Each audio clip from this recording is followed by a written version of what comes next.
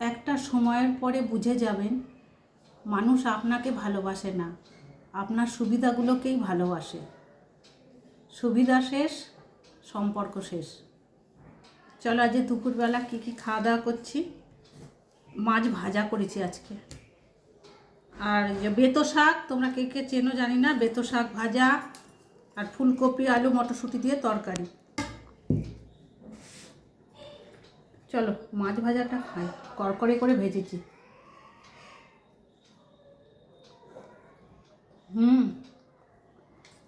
সেই স্বাদ।